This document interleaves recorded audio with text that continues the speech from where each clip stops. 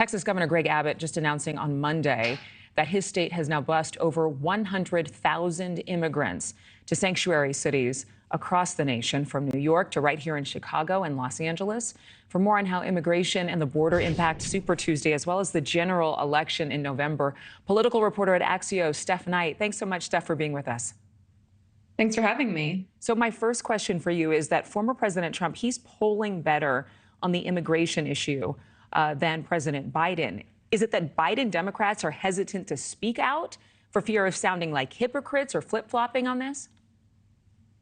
For a long time, Democrats have struggled with the issue of immigration, and especially when it comes to migration at the U.S.-Mexico border. We've seen this time and time again. Of course, the former president, Donald Trump, has always been very comfortable on this issue. Immigration and the border in particular has long been, a marquee issue for the president. He's talked about, his border wall. He's talked about stricter enforcement along the border. So it's something that Trump is very determined to run on, especially because of the number of migrants and asylum seekers we've been seeing come across the border illegally over the past few years. And Democrats, again, just have not been able to really nail successful messaging on this issue politically. Although we have started to see them take a turn with, President Biden's visit to the border last week, which people I spoke to marked as an important kind of shift for the president to actually be there on the ground and show that he cares about the issue. But as myself and my colleagues have reported over the past few years, it has been an issue that Biden has not wanted to really address head on.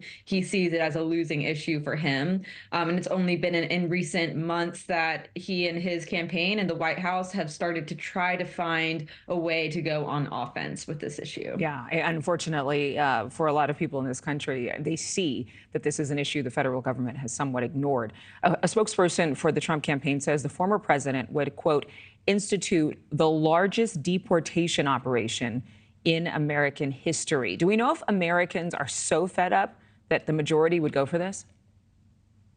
It's a good question. We certainly, see the Trump campaign feeling very confident about these efforts. They have not shied away from promoting the kinds of aggressive strategies they would plan to roll out to address illegal immigration into the U.S. and to deport people who are here without legal status, legal means for staying. And there's certainly frustration. You look at the polls, and many Americans are frustrated by what they see at the border. Many people are frustrated by the images and videos that they see of, crowds of people coming across.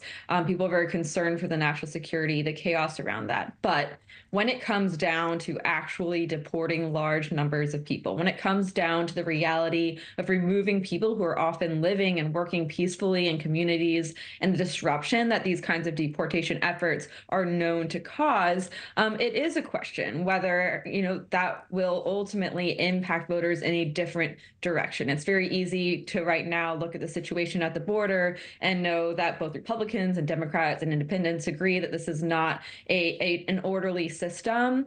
But to then move to something like mass deportation, I think it will have its own political risks in reality. Well, and even President Biden has deported a number of people just since the start of the year back to Venezuela because something is needing to be done. The bipartisan border deal that was killed by Republicans appears to have had some broad support. But looking now in hindsight, would it have simply been another Band-Aid for a program that doesn't address legislation for non-citizens in the U.S. and what rights they do have to stay here?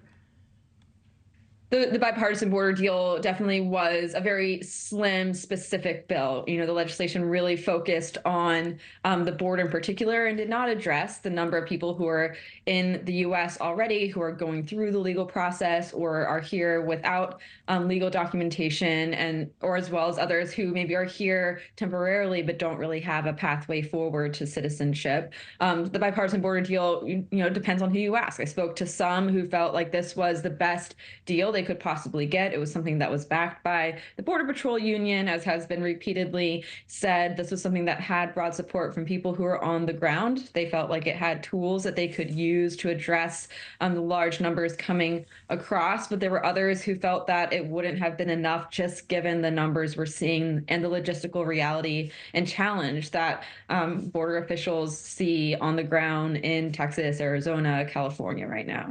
President, thank you for watching. Go to newsnationnow.com newsnation.com to find News Nation on your television provider. And don't forget to click the red subscribe button below to get more of News Nation's fact-driven, unbiased coverage.